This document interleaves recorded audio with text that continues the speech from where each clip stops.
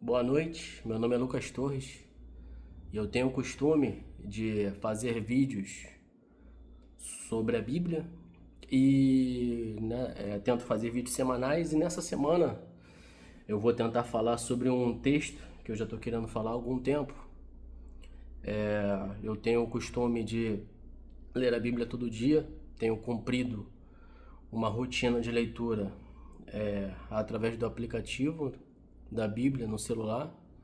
E eu sigo essa leitura e tanto pelo aplicativo quanto pela própria Bíblia, né? E hoje eu gostaria de falar de 1 Reis, capítulo 14, que fala sobre a profecia de Aías contra Jeroboão. Jeroboão I, para ser mais exato. Mas, como eu sempre digo nos vídeos, por o capítulo ser bastante extenso, não irei ler ele por completo, vou destacar apenas alguns versículos e explicar o contexto. Diz assim: naquele tempo adoeceu Abias, filho de Jeroboão, e disse este a sua mulher: dispõe-te agora, disfarça-te, para que não conheçam que és mulher de Jeroboão, e vai a Siló.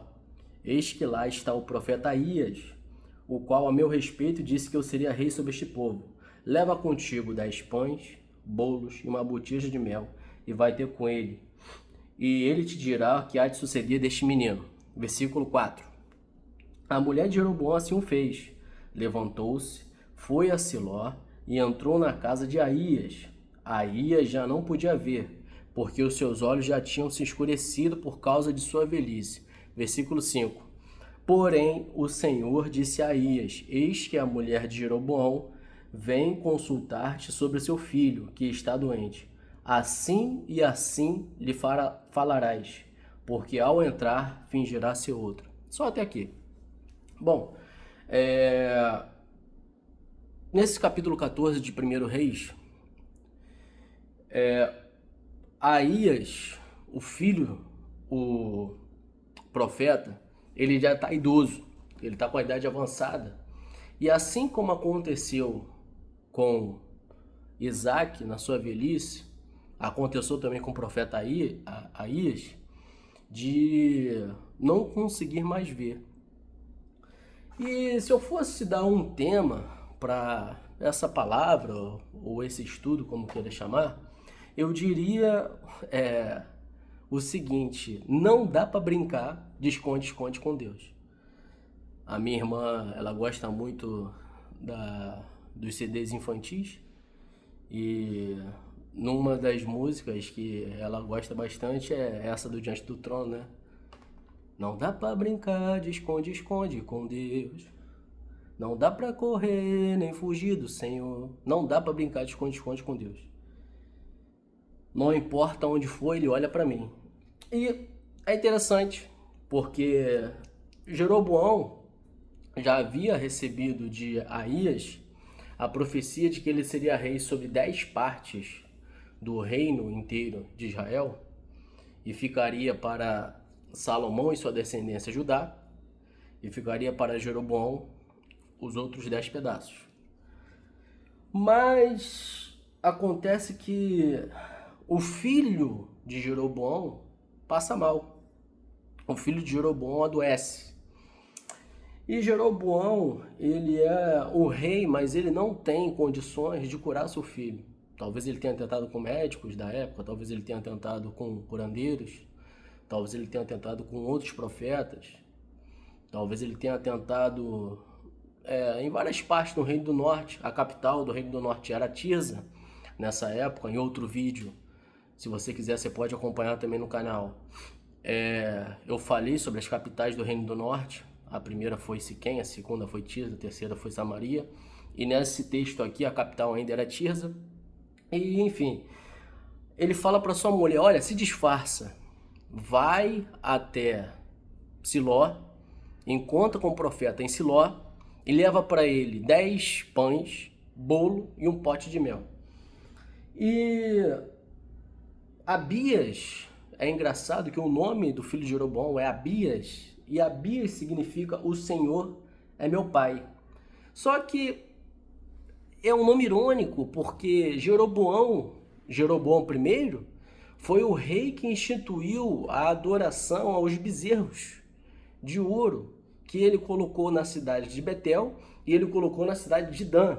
Nos outros estudos que nós fizemos aqui pelo canal também, em outros vídeos, nós destacamos que Jeroboão ficou com medo da influência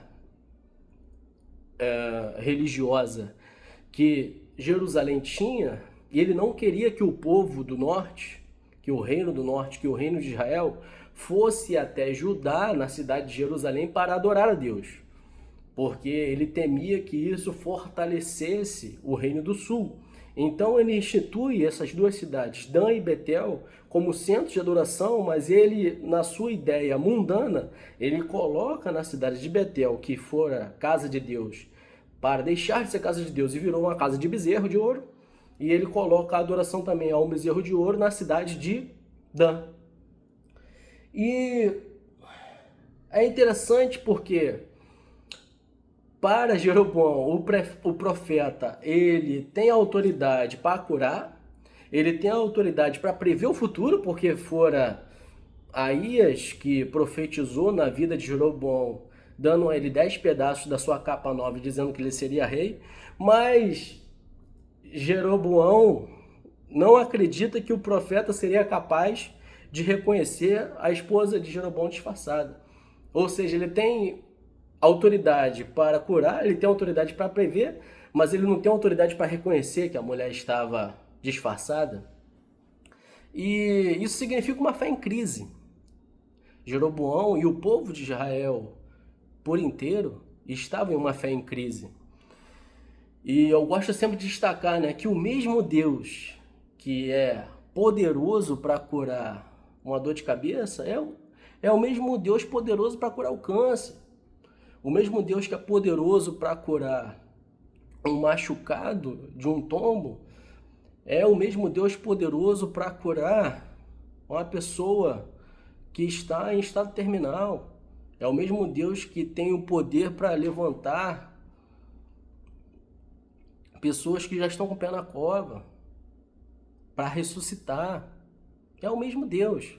E muitas vezes o povo de Deus está também com uma fé em crise, acreditando que o poder de Deus ou aquilo que os seus profetas podem fazer está limitado às circunstâncias, a situações, que seria possível enganar ou esconder alguma coisa do Senhor. E acontece que antes que a mulher falasse alguma coisa, o Senhor já tinha revelado para Aías quem era aquela mulher, dizendo: vem aí a mulher de Jeroboão. E o caminho de Tirza, que era a capital do Reino do Norte, até Siló, eu fiz a pesquisa, dá aproximadamente de 25 a 30 quilômetros. É um caminho longo. Tem gente que nunca nem conseguiu fazer esse caminho a pé, ou correr um caminho tão longo como esse. E ela, com seu filho adoecido, fez esse caminho de 25 a 30 quilômetros. E como ela estava se disfarçando de uma mulher pobre, Jeroboão diz para ela: leva pães, né? Leva 10 pães, leva bolos e leva uma botija de mel. Os 10 pães são uma simbologia do próprio reino, porque Aías tinha rasgado as suas vestes em 10 pedaços e dado 10 pedaços para Jeroboão. Então, uma curiosidade interessante: 10 pães e 10 pães são um sustento básico, um sustento de uma mulher que é uma mãe comum, que é uma camponesa ou é uma mulher de classe baixa. Não era uma ostentação de uma família real. E o bolo, o bolo da época, eu dei uma pesquisada, era um bolo seco, um bolo picado, como se fossem crostas de pão. É um alimento que ele é feito na pressa e na necessidade. Então ela percorreria esses quilômetros, né, de 25 a 30 quilômetros, e levaria até o profeta pães, um alimento comum, mas de sustento básico, crostas de pão, pedaço de bolo seco, picado e mel. O mel, ele tem o seu valor, ele tinha também o seu valor, mas era um produto da terra, um produto de um camponês. E o mel, ele tanto adoça como ele tem propriedades medicinais. E levar o mel ao profeta é engraçado porque é uma tentativa de adoçar a mensagem que vem do profeta. Abias, o filho, a mulher e Jeroboão queria do profeta palavras doces como mel. Então eles também levam mel. Só que não dá para brincar de esconde-esconde com Deus, como eu tenho falado, e não dá para fingir humildade diante de Deus. Porque Deus conhece o nosso coração.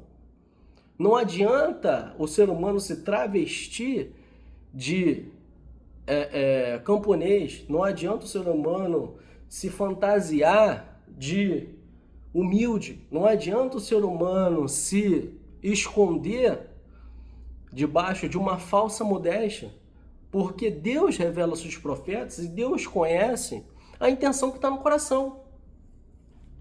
E diz a Bíblia que a mulher chega e Aías, ele ouve o ruído dela, dos seus pés entrando pela porta. Isso nós podemos ver no versículo 6. E o que acontece? A palavra não foi doce. A mulher sai de Tirza e vai até Siló.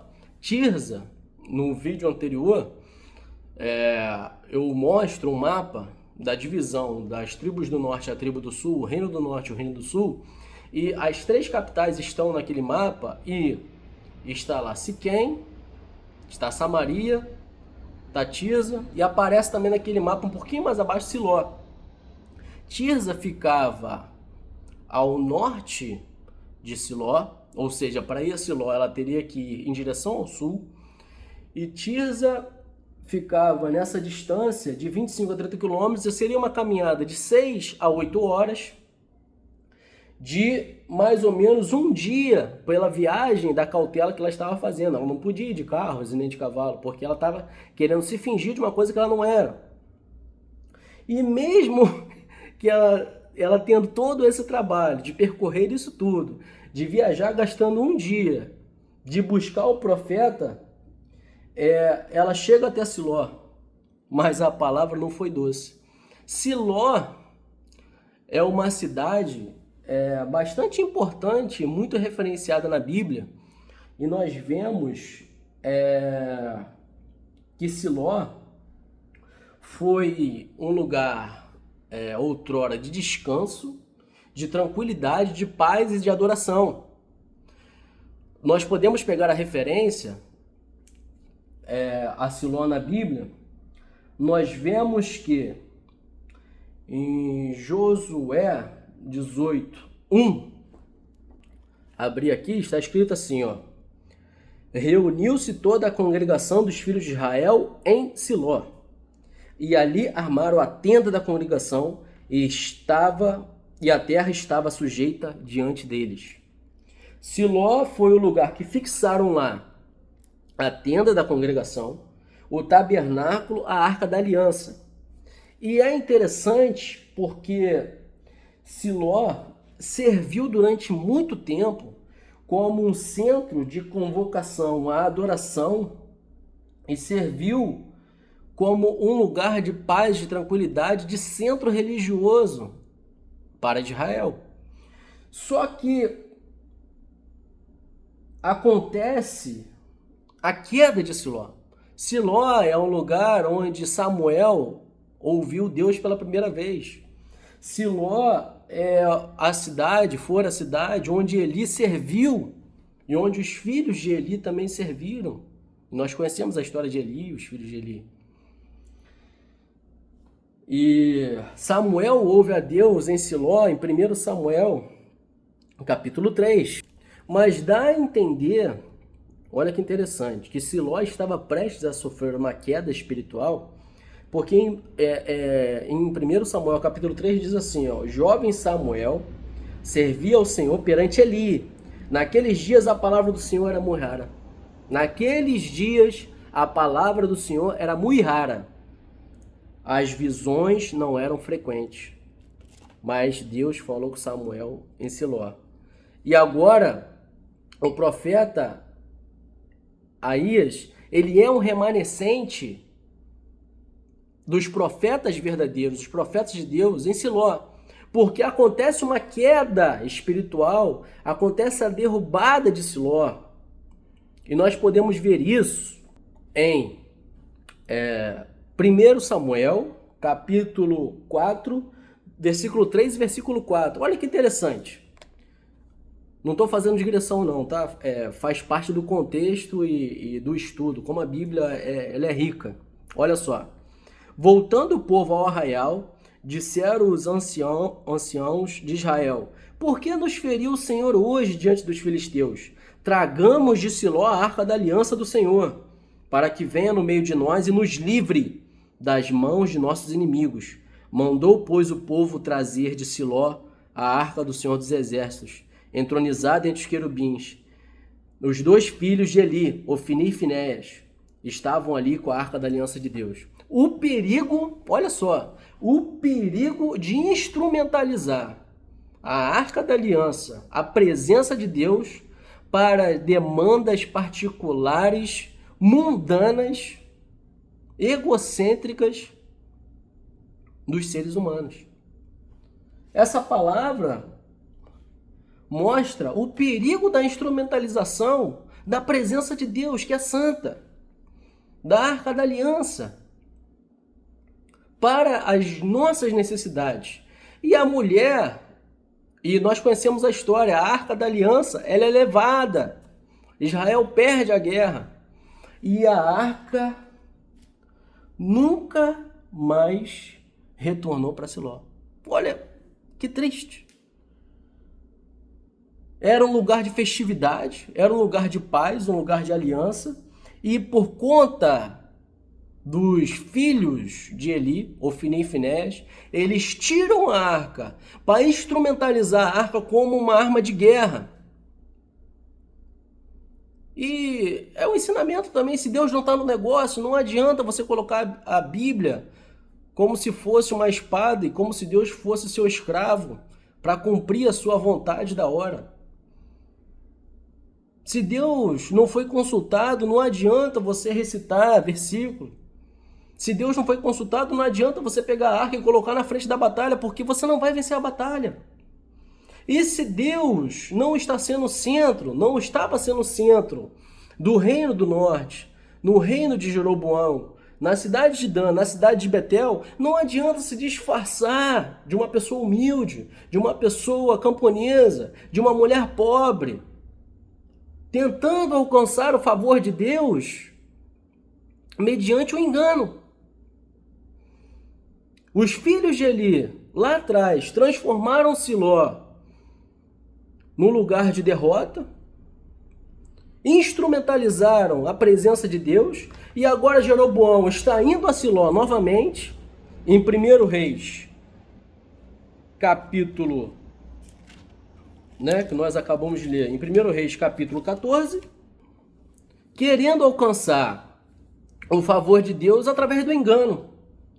E acabou que Siló se transformou numa referência negativa daquilo que Deus pode fazer com aquele que instrumentaliza a fé, com aquele que instrumentaliza a presença de Deus, com aquele que instrumentaliza as coisas de Deus, desvirtuando o sentido original, desvirtuando a seriedade da adoração, desvirtuando a seriedade da palavra, desvirtuando a seriedade da vontade de Deus para com seu povo.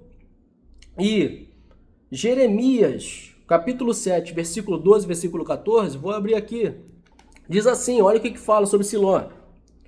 Mas ide agora ao meu lugar que estava em Siló, onde no princípio fiz habitar o meu nome, e vede o que lhe fiz, por causa da maldade do meu povo de Israel.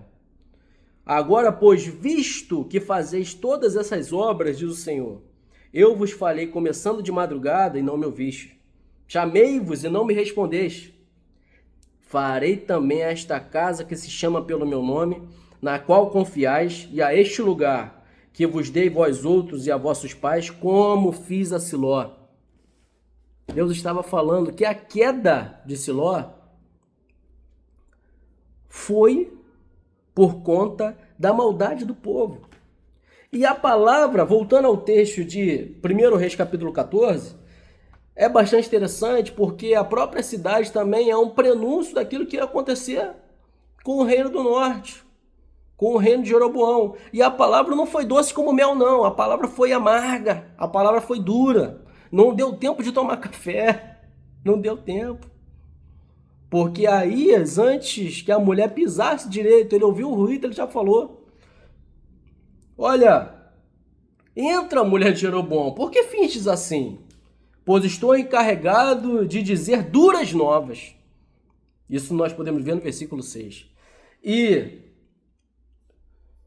no versículo 9, Aías, Deus, através do seu profeta Aías, diz o seguinte: olha, antes fizeste o mal pior do que todos os outros, todos que foram antes de ti, e fizeste outros deuses e imagens de fundição para provocar minha ira, me viraste as costas. Deus estava falando para Jeroboão que ele até o momento estava sendo pior do que todos os outros reis que tinham vindo antes dele.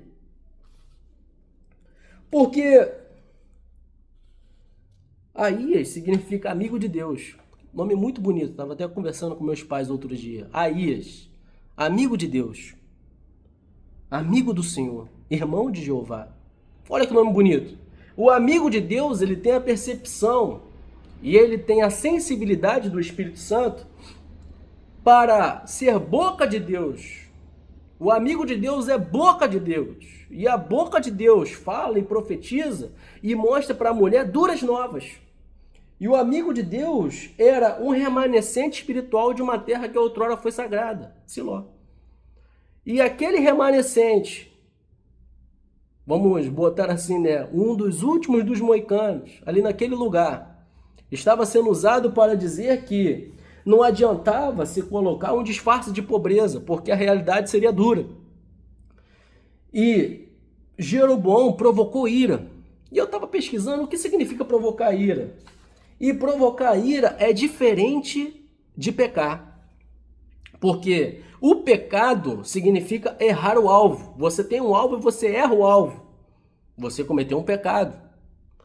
E o pecado, ele pode vir através de uma fraqueza, o pecado ele pode vir através de uma tentação, ou o pecado pode vir através de uma negligência.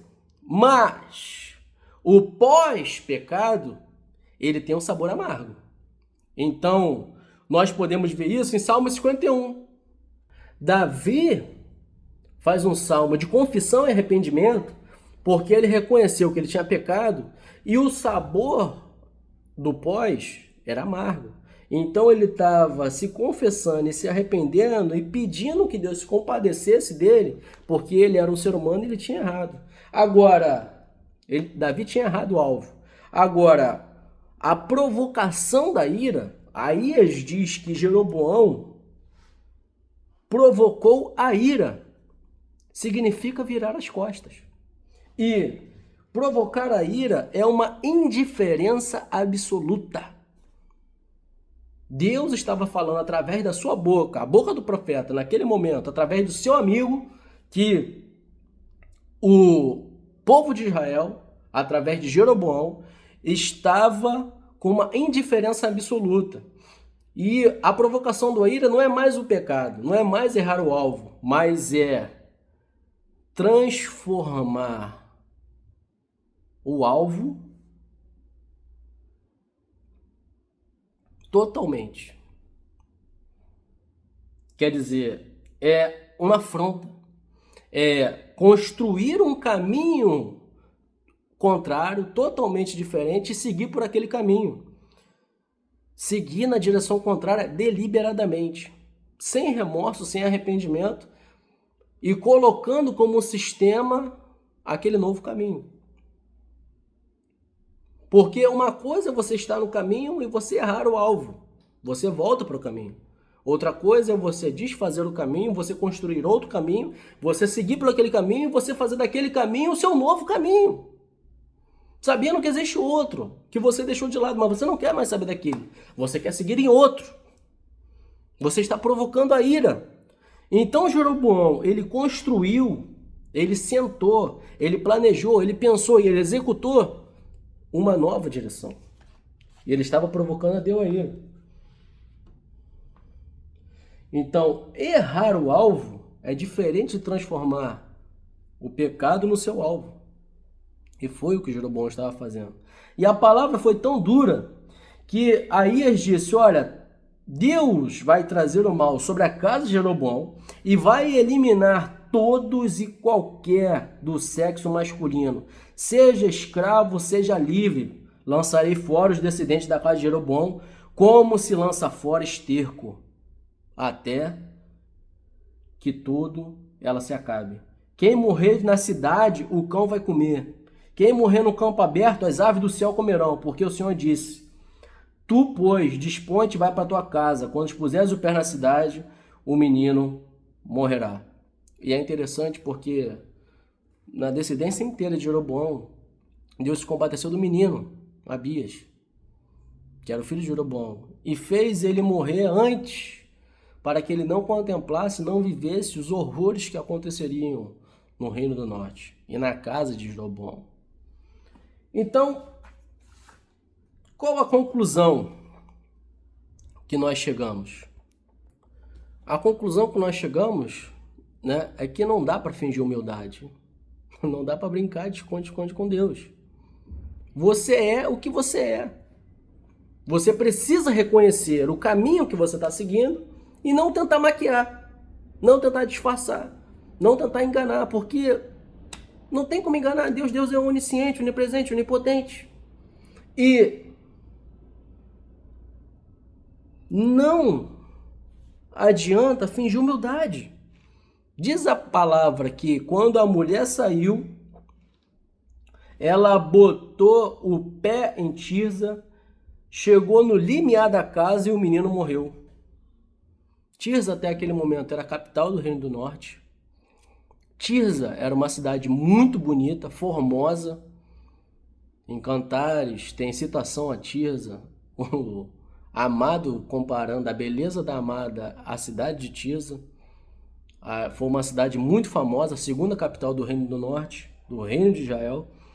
E uma capital que significa deleite, agora estava sendo a expressão da morte do menino. Então, que Deus nos abençoe, né? Que a gente consiga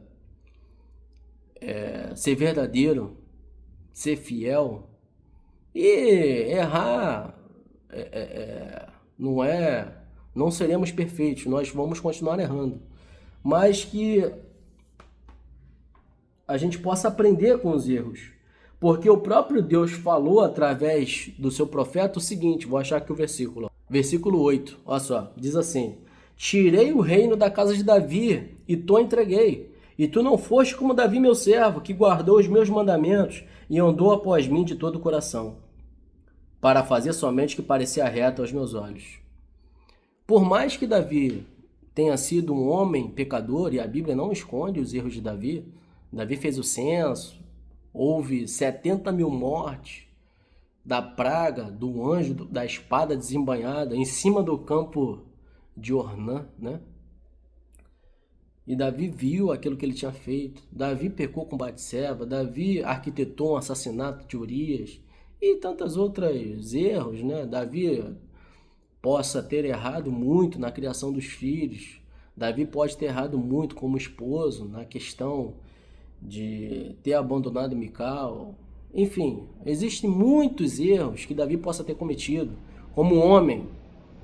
Mas Deus sempre demonstra amor por Davi, porque ele era um homem que, apesar de ser rei e o povo de Israel, o reino de Israel, ter alcançado o ápice do poderio bélico, do poderio militar, do poderio político, do poderio territorial, Davi reconhecia que ele era um menino diante de Deus, que Deus era maior do que tudo.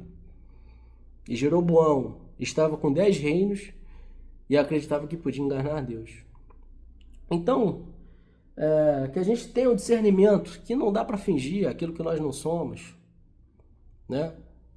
Se a gente cair, que a gente reconheça o nosso erro e não provar que é ele de Deus. Não brinque de esconde-esconde com Deus. Não tente enganar a Deus. E se você gostou do vídeo, curte, comenta, compartilha. Me segue aí no canal e fica com Deus. A paz.